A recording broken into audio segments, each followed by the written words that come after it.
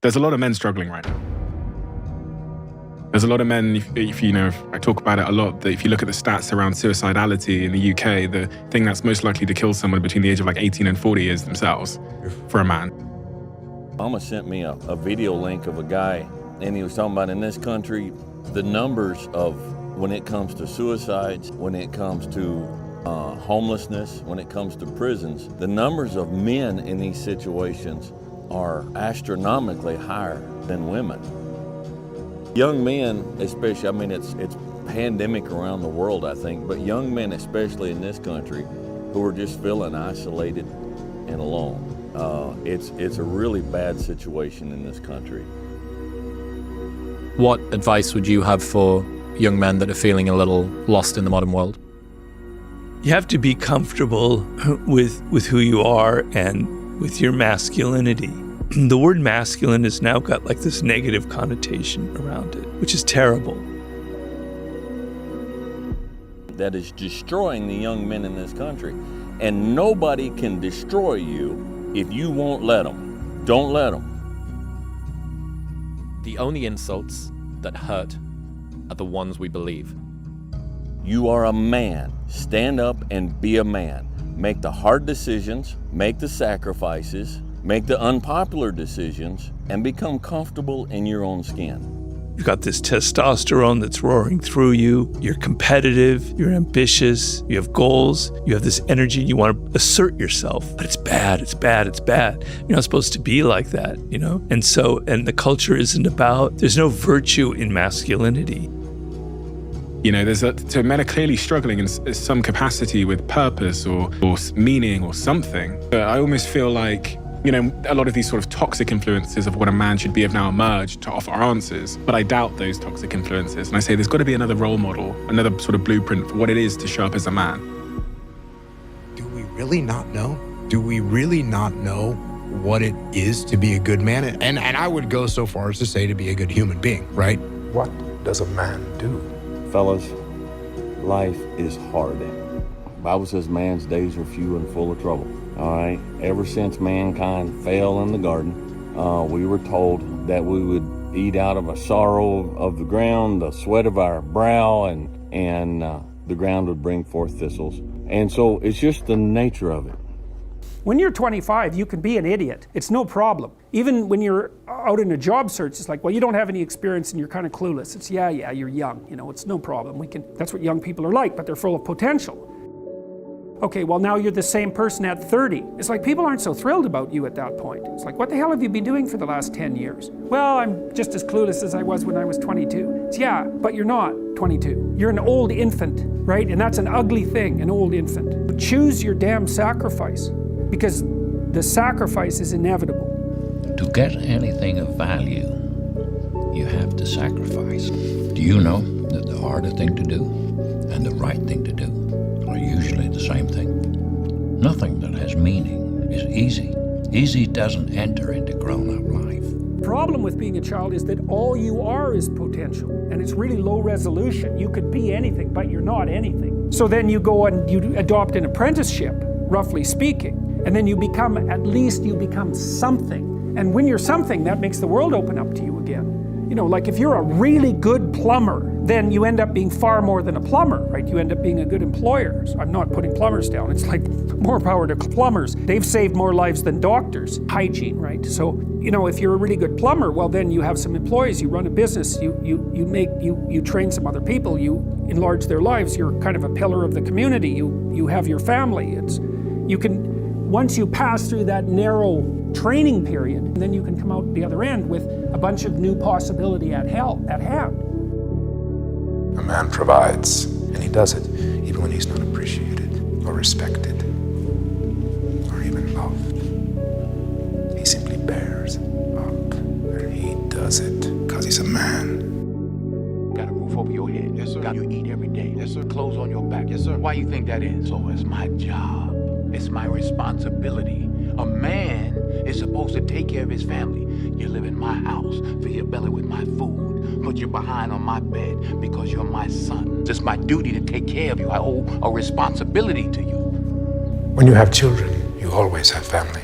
They will always be your priority, your responsibility. Like, when do you become a man? You become a man when you become responsible for other people. And part of that is taking accountability. If you take a man and give him a life shielded from problems that he never has any to face, I guarantee you he's terrible at being a man. The best men in the world have gone through shit. That's why women love scars, because it didn't kill you. That's the whole point of it, right? I go through life just like you do, okay? I have battles just like you do. I stand between my family and the world, just like you do. And I take the beatings so they don't have to, just like you do. And so we stand in the gap and we pay the price. The difference is, how do you look? How do you approach it? How do you deal with it? And then what do you do about it? You drink about it. You sleep around about it. You get mad and get in fights about it. You just hang around, just turn the world out, just zombie about it, fry yourself with marijuana about it. The question was, what's the problem for the average man today? What's the biggest problem? I think there's a whole host of problems. But what you have to do is frame it inside of your mind and understand that all of those problems are going to allow you, give you the fuel and the unlimited motivation that you need to become a successful and beautiful individual if you frame it in the right way. So the best thing you can do as a man is look and go, okay, this is hard, this is hard, this is hard, this is hard. I feel negative because these are all so difficult. I'm struggling with X, Y, Z. Let me internalize all of that and turn it into a superpower. Let me become genuinely uncomfortable with my situation in life and go and fix things. My idea of masculinity growing up was a man who was in control of himself, who wasn't mean, wasn't pushing people around, who was decent, who treated women well. Aggression. Aggression is a masculine trait. Is it good if I'm walking into a restaurant pushing the hostess out of my way? Of course, that's terrible.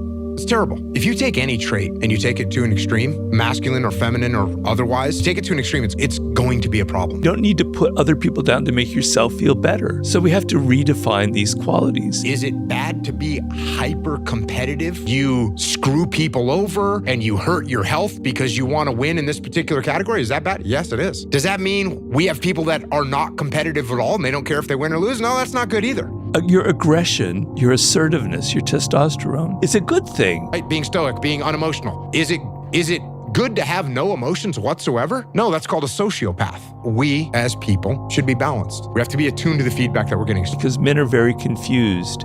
So now it's very difficult because you're being told that all these things that you feel naturally are negative. They're only negative if you can't control them.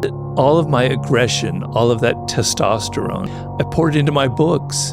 Finding ways to channel your aggressive tendencies is a positive way of being a man. You have to find whatever that is. My boss says, hey, Jocko, you're leaving early again? Okay, I need to be attuned enough to say, yeah. We're talking to our wife, and she says, you're not going to be home for dinner again tonight for the 9th night in a row that you're going to stay late at work? You need to be paying attention enough to say, oh yeah, guess what? I'm a little too focused on work right now. If I focus 100% on my job, I'm going to lose my family. If I focus 100% on my family, I'm going to lose my job. We as humans are supposed to be balanced. So you have to be smart, and you have to be in control of yourself, and you have to be disciplined. But let's just add discipline to one of those other masculine virtues. Good sides of being a man and being masculine. Discipline is absolutely essential for success. I don't train because I want to get bigger. I train every day because it is difficult to train every day. It hurts. I don't want to. I wake up and I'm busy. I have other things to do. I don't feel like doing it. So I force myself to do it 7 days a week, 365 days a year, so that I know I'm the kind of person who can do what he doesn't want to do when it needs to be done. I am that man. And it is more of a mental exercise than a physical exercise at this point. How can you ever outcompete me if I can force myself to do the things I don't want to do and you cannot? For some of you, when your favorite show come on, you can make sacrifices on Sunday when ain't nothing going on. But when your favorite show comes on Monday, bam, some of you focus until the phone ring, and then you like, I gotta answer it. If I don't answer the phone, I'm gonna die. You get to look yourself in the mirror and ask hard and tough questions. What am I doing every single day with my life, creating obstacles, challenges, and distractions for myself? How the fuck you can have discipline when you don't know where to put that shit? You gotta have shit in order. Plans, goals, destinies, journeys. Is you're organizing your mind so you can put that discipline. Why do you fall off the fucking wagon? Why can't I continue with this routine? It's because maybe it's your kids, maybe it's your wife, maybe it's your job, and it's all just stuck in your fucking brain, organized in these nice shelves, Like you look in the garage, it's all fucking a nice organized militant garage. Hey, where are my dumbbells? Right there. A lot of people whose brain, hey, where's my dumbbells? Let me look. They're fucking throwing shit. They're looking through totes. They're all fucked up. So where am I gonna put discipline in that mind if I can't find other shit? You gotta be able to find all these different things in your mind. I can put discipline right there. I can put consistency right there. I can put all these things right there in that spot. So that's what I'm talking about. If your life is not organized, and your life being everything around you, because it takes one little fucked up piece of an outside interference to clutter your whole mind. Your mind has to always be clear. So then discipline's in there, organization, everything is in this right spot. So when I wake up, I'm ready to go.